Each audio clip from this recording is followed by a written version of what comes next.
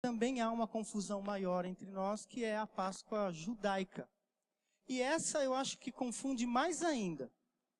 Por quê? Porque a Páscoa judaica, ela também é bíblica. A Páscoa judaica também é bíblica. A Páscoa judaica, ela também aparece na Bíblia. Está registrado lá em Êxodo capítulo 12. Se você for abrir a Bíblia em Êxodo capítulo 12, vai falar da Páscoa judaica. Então, assim, por ser uma Páscoa que também aparece nas Escrituras, e está ali ensinado por Moisés na saída do Egito, para o povo hebreu, então nós temos a Páscoa cristã, que também está na Bíblia, e talvez a gente não confunde, nós que somos adultos, não caímos mais no conto do coelhinho de chocolate. A gente não confunde mais. Mas a judaica e a cristã, essa a gente ainda confunde, e é importante como igreja a gente entender. E eu queria falar sobre isso hoje. O primeiro slide fala então ali, Páscoa judaica e Páscoa cristã. A Páscoa judaica, ela começou aproximadamente por volta do ano 1400 a.C. Não é uma data precisa, né? Mas é uma data muito aproximada pelos escritos e pelo Antigo Testamento, de que essa Páscoa judaica teria começado ali por volta do ano 1400 a.C., que é o ano da saída dos judeus do Egito. A Páscoa cristã é aquela que Jesus Cristo comemorou com os seus discípulos na data da Páscoa judaica. Jesus se reúne com os seus discípulos na data da Páscoa judaica, comemorando a Páscoa judaica, e institui ali a sua Páscoa cristã. Então, esse acordo de datas já traz em si uma grande confusão, não é? Porque embora uma seja mais velha do que a outra, a nova nasceu na data da velha. A nova Páscoa cristã, ela nasceu no dia da Páscoa judaica. Então, tem tudo realmente para confundir e merece aí algumas explicações. Primeiro dizer que essa festa é uma festa de grande importância tanto para judeus quanto para cristãos. Porém, ela tem os seus diferenciais. Elas têm os seus diferenciais e a gente vai passar a ver alguns deles agora. Primeiro, obviamente, já falamos aí, né? O período, a época. Volta um pouquinho isso. O período. Essa Páscoa judaica, então, que teria nascido por volta do ano de 1400 a.C., ela já tem, e é comemorada ainda hoje, em Israel e no mundo todo, onde há um judeu, ela está sendo comemorada há aproximadamente 3.414 anos. Que são o quê? Os 1.400 antes de Cristo e 2014 depois de Cristo. Então já são 3.414 anos de Páscoa judaica sendo comemorada. A Páscoa cristã, que nasceu na data da judaica, com Cristo no ano da sua morte, que teria sido também aproximadamente no ano 33, depois dele mesmo, que marca o ano 0, é lógico que há uma confusão de calendário oriental e o calendário ocidental, né? O calendário judeu, ele é um calendário religioso, não necessariamente cronológico. Então, eu digo aproximadamente por causa dessa diferença de contas. Mas a Páscoa cristã, ela está sendo comemorada então há quase 2.000 anos, que seria 1.981 anos. Que seria o quê? O ano de 2014, que nós estamos, menos os 33 anos de vida de Cristo aqui na Terra. A data em si, meus irmãos, já é um grande fator de confusão para nós. Não é? outros tempos, vivemos um outro mundo. Vivemos literalmente quase que, embora esteja tão universal o nosso globo pela comunicação, mas ainda existe a linha que difere o Ocidente do Oriente, o hemisfério sul do norte, a cultura oriental da cultura judaica, a religião dos cristãos e a religião dos judeus. Há muita diferença, muita em tudo isso. E a Bíblia tem promessas que são específicas para a igreja e promessas que são específicas para Israel. No Apocalipse, a gente vê que algumas profecias, inclusive, elas são profecias exclusivas para o povo de Israel. E profecias exclusivas também para o povo da igreja. De uma forma aí, um tanto quanto resumida, o próximo slide vai dizer o seguinte: a Páscoa judaica, primeiro. A Páscoa judaica comemora a libertação do povo hebreu da escravidão do Egito, através de Moisés, pela passagem do Mar Vermelho. Nós não passamos por isso. Esse não é um ponto que a igreja tem em comum com Israel. Do outro lado, fazendo um contraponto, a Páscoa cristã, ela não comemora a libertação do povo hebreu. Ela comemora a libertação de todo o povo de Deus na terra, seja judeu ou brasileiro, japonês ou moçambicano, seja inglês ou francês. A Páscoa cristã comemora a libertação dos cristãos, daqueles que passaram das trevas para a luz, daqueles que se converteram a Cristo, que entregaram a sua vida a Jesus, que passaram da morte espiritual para a vida.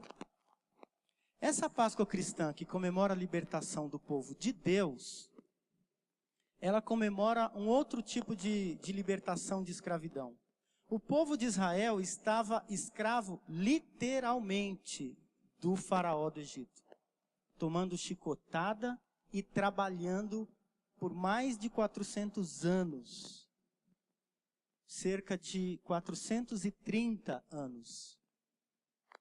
É o tempo em que o povo de Israel passou no Egito. A gente arredonda para 400 anos, pelo relato bíblico, pela contagem histórica, você vai ver que dá 430 anos.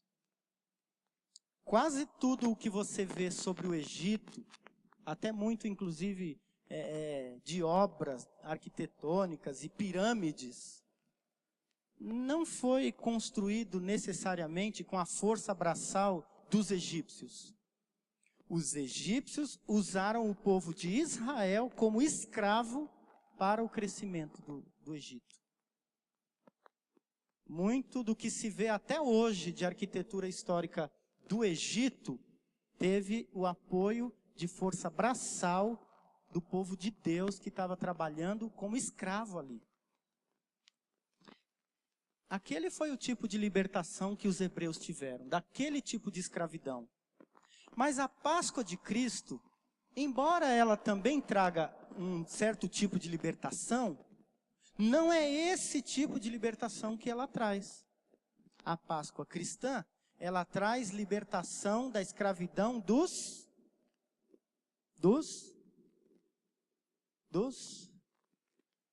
pecados. Porque quem peca também é escravo do pecado.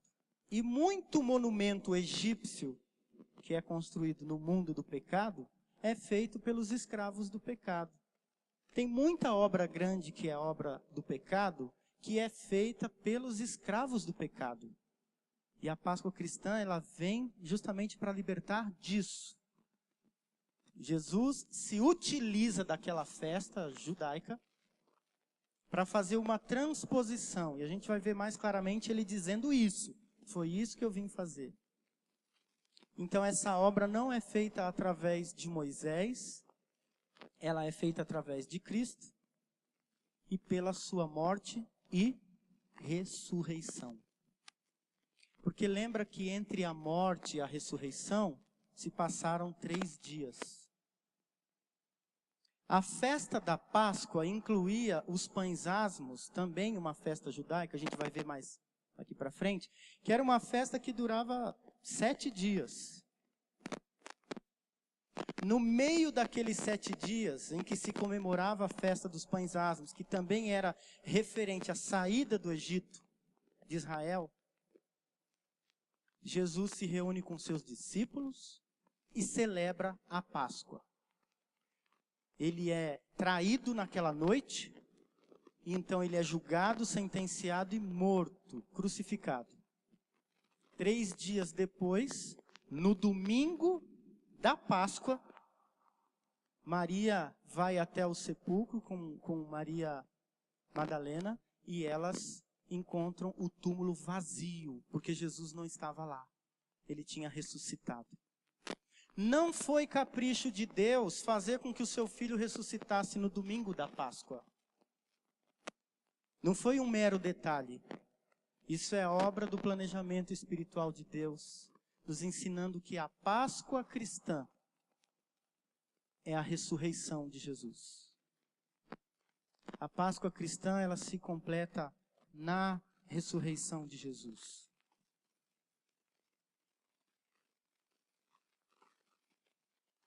Queria que você abrisse em Colossenses capítulo 2. Abra sua Bíblia em Colossenses capítulo 2.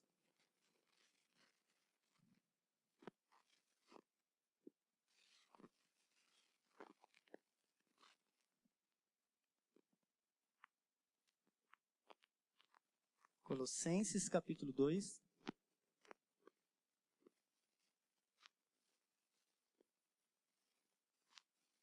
O apóstolo Paulo, ele adverte que muitos cristãos estavam sendo forçados a cumprir ainda as festas e sacrifícios judaicos.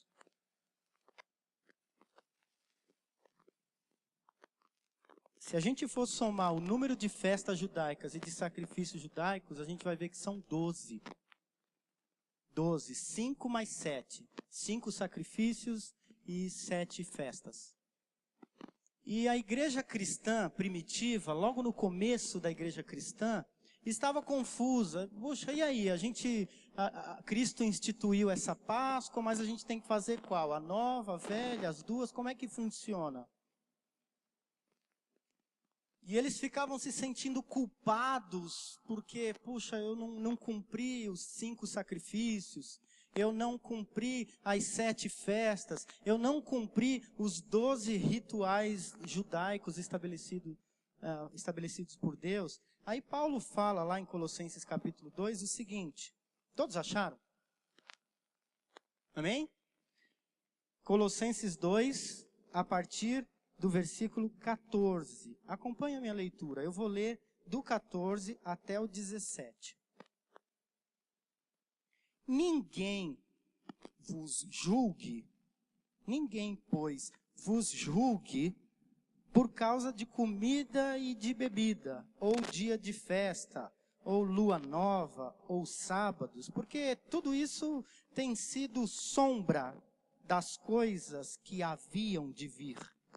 Porém, o corpo é de Cristo. Deixa aberto aí a sua Bíblia e vamos ver ponto a ponto aí que o Edson vai colocar para nós. Primeiro, versículo 14. O que então a morte de Cristo na cruz do Calvário e a sua ressurreição no domingo de Páscoa, ela traz? Primeiro, a morte de Cristo, ela traz a anulação de ordenanças que ele cumpriu. Então, as festas e sacrifícios judaicos tradicionais, eles não são mais uma ordenança para a igreja cristã. A igreja cristã, ela pode fazer, mas não é uma ordenança mais. É um memorial que esporadicamente a igreja pode fazer. Até dou, inclusive, essa palavra também pensando aí, é lógico, no fato de não ter havido hoje pela manhã o tradicional encontro com o cordeiro, as ervas amargas, né, que soube a igreja fazer. Agora, o que acontece então? Essa Páscoa judaica do cordeiro, das ervas amargas que simbolizam os 430 anos de amargura no Egito, não é?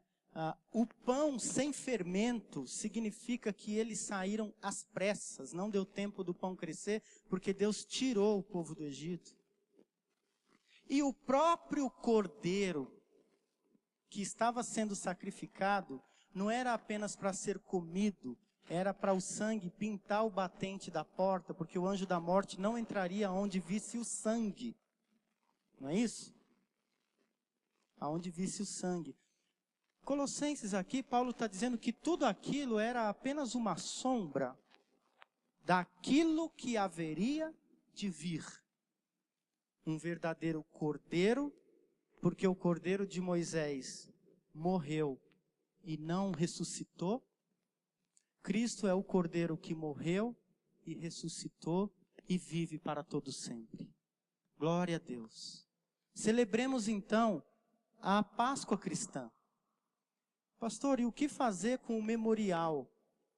O memorial, a própria palavra já diz, deve estar na nossa memória, mas não deve ser uma ordenança. Então, não se frustre, não se chateie por não termos. Eu sei que, além de tudo, é uma boa oportunidade de comunhão, de comer junto, não é? De relembrar a saída dos filhos de Israel. E a igreja tem tantas oportunidades de celebrar a comunhão sem transformar o memorial numa ordenança. Vou dar um exemplo que esse passeio do dia 1º de maio, que o Daniel divulgou, pediu para divulgar, que fazemos em nome da igreja, é uma grande oportunidade da igreja celebrar a comunhão juntos.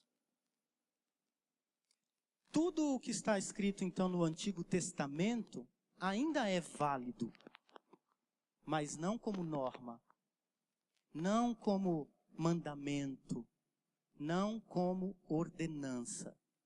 Por que não é válido como ordenança? Porque Jesus invalidou? Quer dizer que Jesus invalida a palavra de Deus? É lógico que não. Ele cancelou porque ele cumpriu. E uma vez que ele pagou, está pago e não precisamos pagar mais. E isso aconteceu com o meu pecado e com o seu pecado. Sabia que a gente vai para o céu sem pagar os nossos pecados? E sabe por que a gente vai para o céu sem pagar os nossos pecados? Não é porque Deus afrouxou e abriu as portas para todo mundo entrar, não.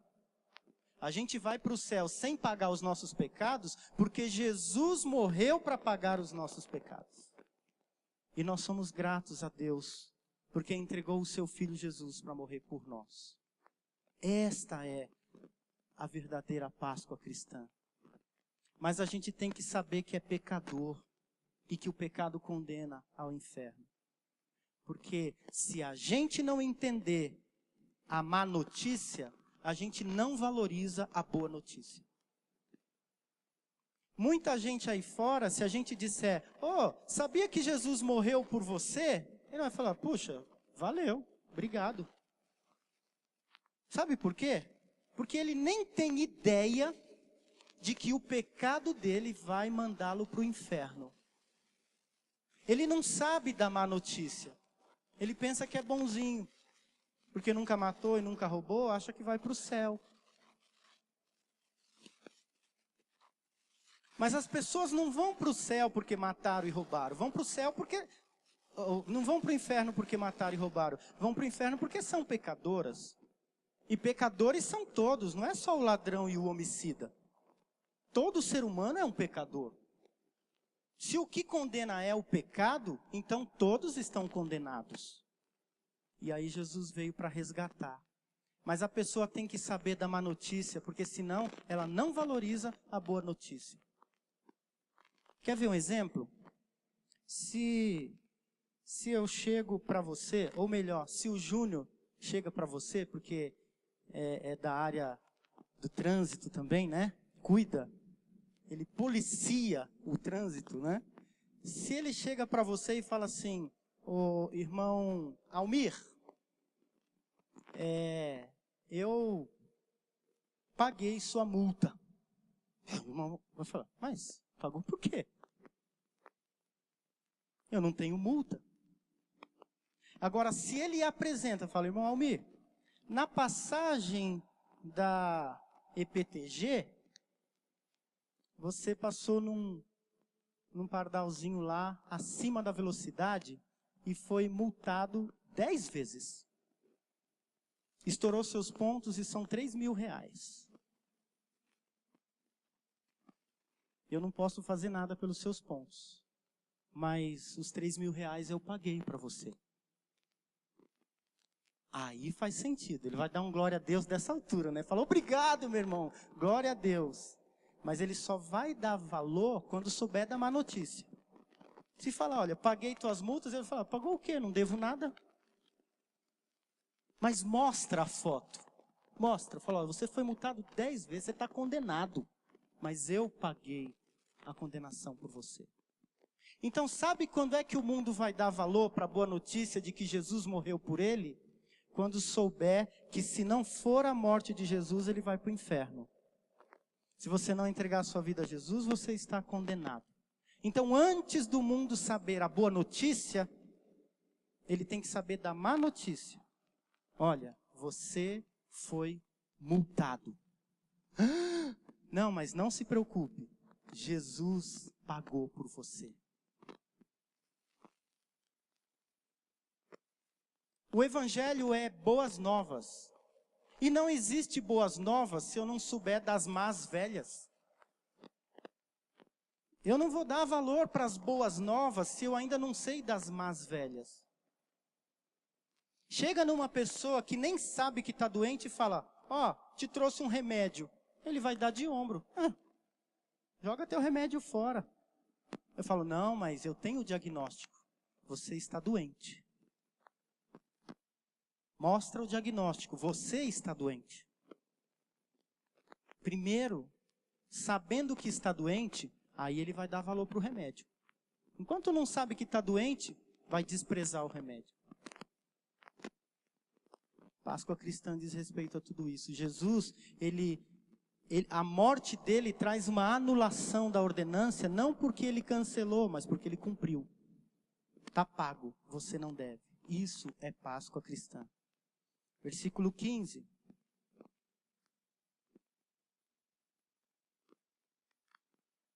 Aliás, ainda no 14, né?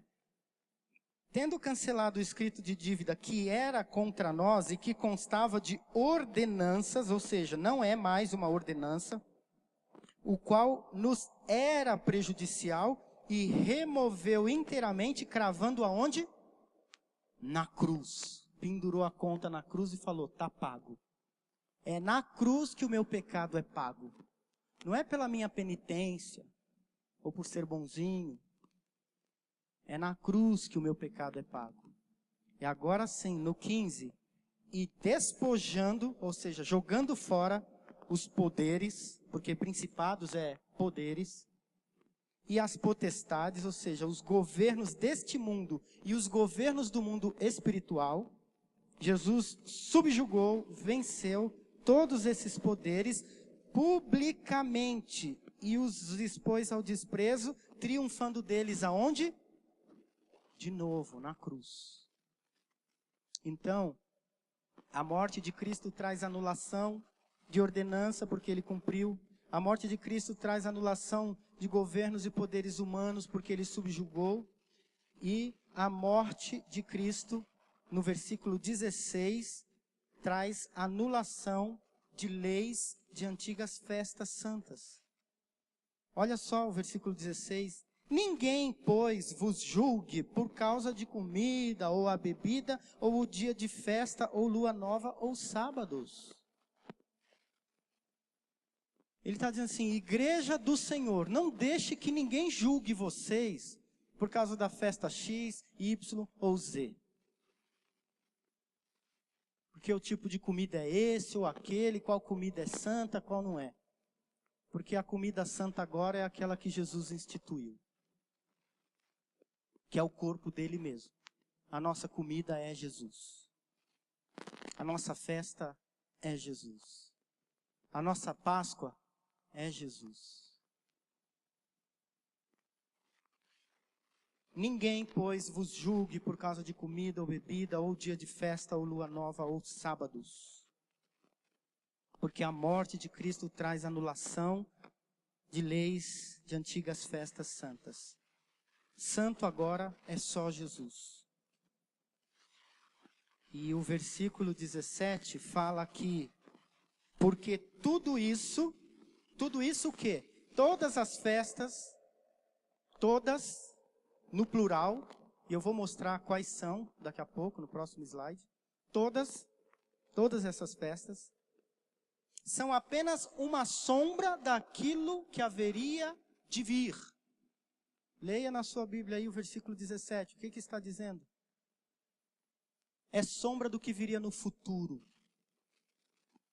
É sombra do que viria no futuro. Não é fato, é sombra. Não é regra, é sombra. A regra é Cristo. Olha só. Porque tudo isso tem sido sombras das coisas que haviam de vir, porém, a realidade é Cristo. O corpo é Cristo. A festa é Cristo. Eu coloquei aí a revelação, a morte de Cristo traz a revelação de que as festas judaicas eram sombras da realidade que viria depois. É Cristo. Cristo é a realidade. Eu coloquei também aí embaixo o versículo na nova tradução da linguagem de hoje, NTLH, que diz assim, vamos ler juntos? Tudo isso é apenas uma sombra daquilo que virá. A realidade é Cristo. É Cristo. E eu coloquei então ali no plural. Por quê? Festas. Porque, como eu disse, não é apenas uma. São 7 festas judaicas. Se a gente, inclusive, entrar no quesito de que temos que cumprir como ordenança e como norma, estamos perdidos, porque não vamos ter que cumprir só a Páscoa.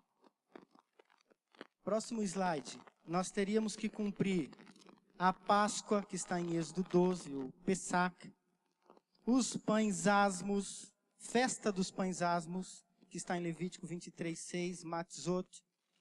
Nós teríamos que cumprir as festas das primícias, que está em Levítico 23:11, Rabecurim.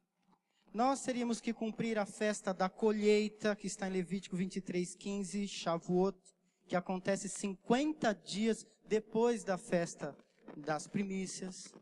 A festa das trombetas, Levíticos 23:24, Rosh Hashanah.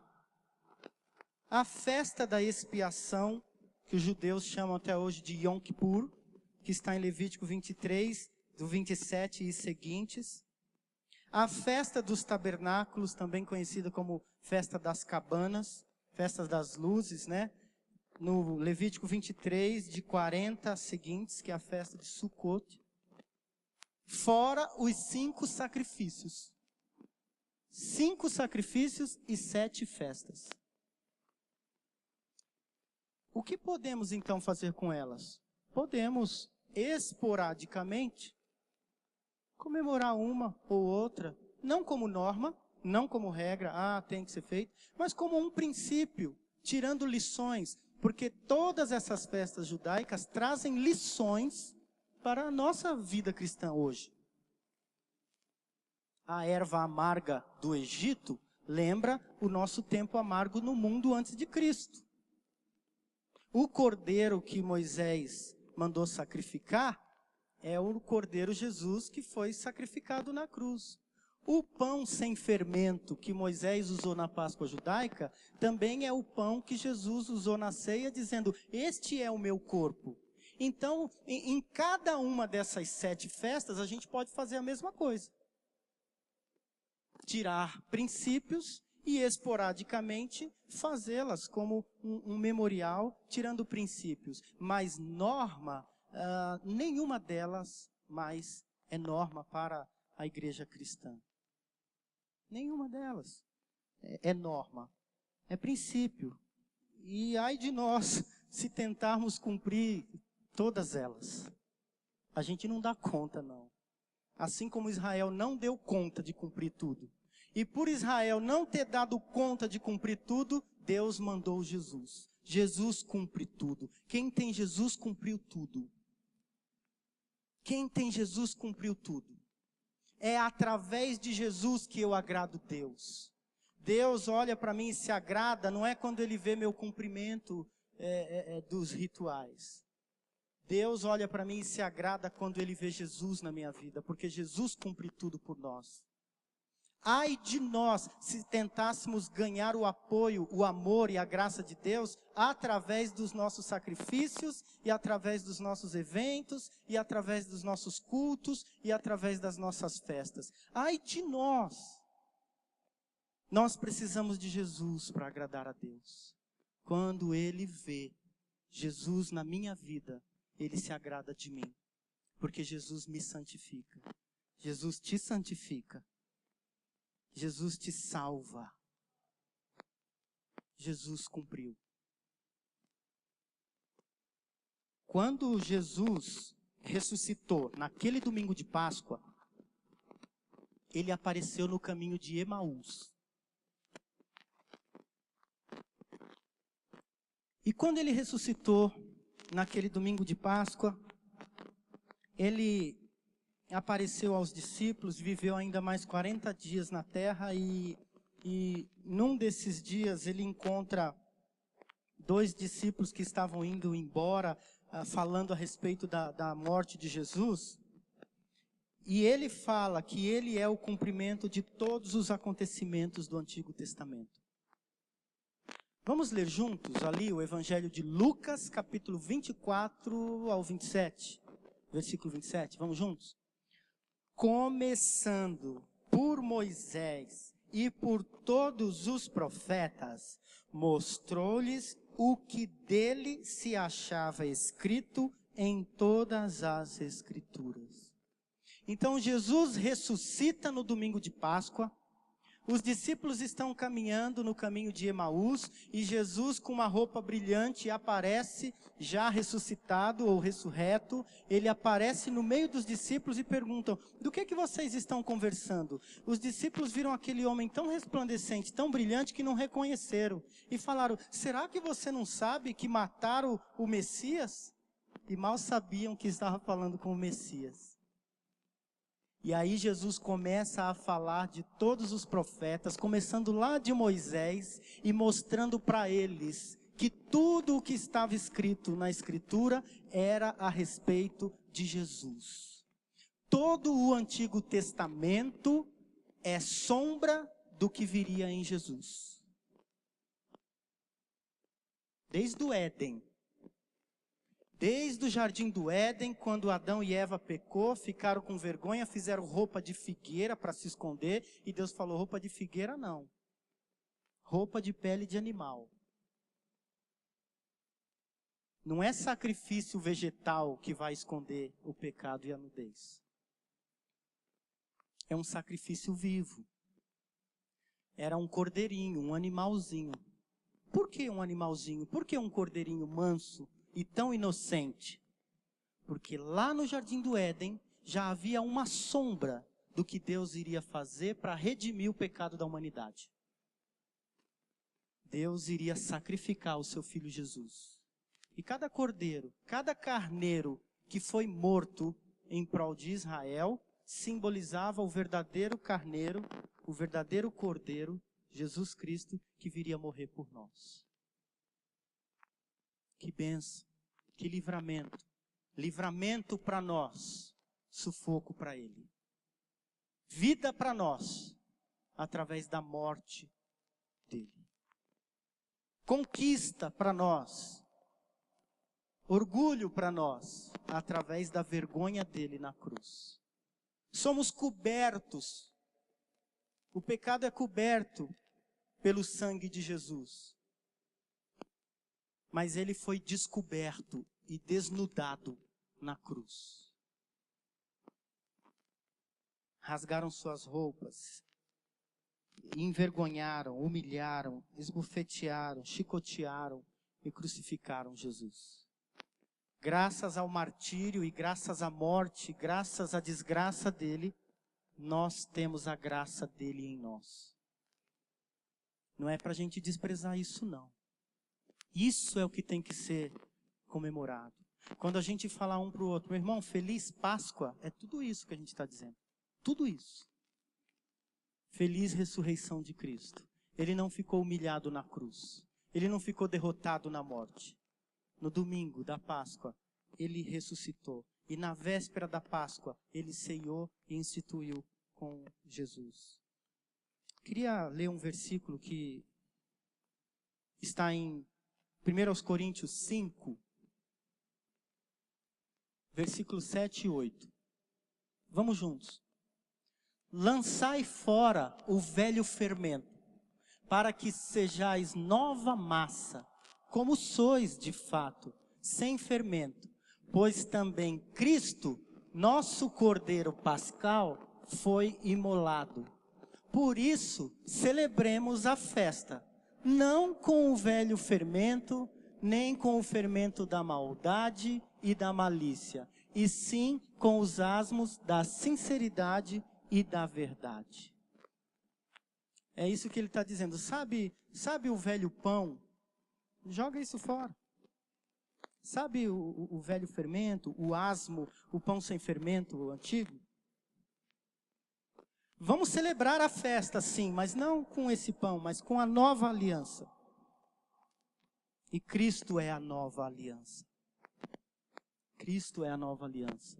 Por isso celebremos a festa, não com o velho fermento, não com o velho rudimento, não com o velho cumprimento, não com a velha ordenança, não com a velha lei, não com o velho sacrifício, não com o velho ritual, mas com o novo pão da sinceridade e da verdade. E quem é a verdade? Jesus Cristo é o caminho, a verdade e a vida. E ninguém chega ao Pai se não for por Ele. Quero encerrar essa parte mostrando então um quadro comparativo. Um quadro comparativo. Um quadro comparativo da Páscoa. Primeiro, a Páscoa então tem uma ordem para o sacrifício. Pode ir colocando, Edson. Ordem para o sacrifício. Qual era a ordem para o sacrifício? Pode colocar. A ordem era, tome um cordeiro e mate. Isso está em Êxodo 12, como eu já falei. Havia uma condição, não podia ser um cordeiro qualquer.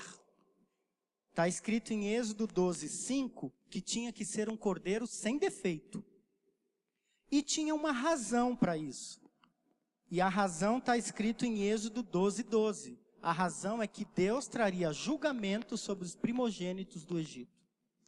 Além de haver uma ordem, uma condição e uma razão, havia uma aplicação para o sacrifício. A aplicação é que em cada casa todos deveriam comer aquele cordeiro, em Êxodo 12, 3 e 4.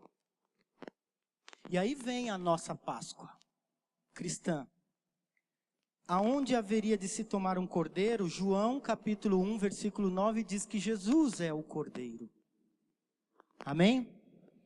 Aonde havia de se dizer que o cordeiro deveria ser sem mácula, 1 Pedro 1, 29 e 2 Coríntios 5, 21, fala que Jesus era um cordeiro sem defeito e sem mácula.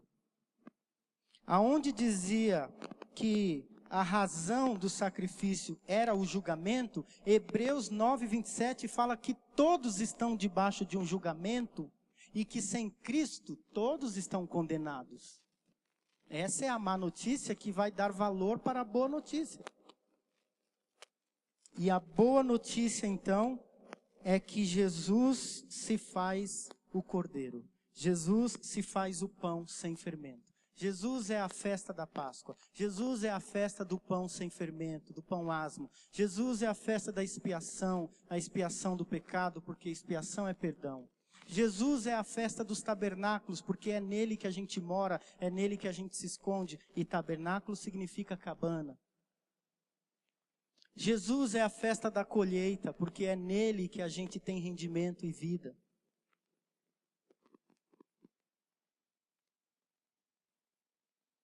Então, meus irmãos, em Lucas 22, exatamente no limiar da festa dos pães asmos que se comemorava a Páscoa, uma festa que durava 7 dias, Jesus se reúne no meio da Páscoa com os seus discípulos e ele institui a ceia.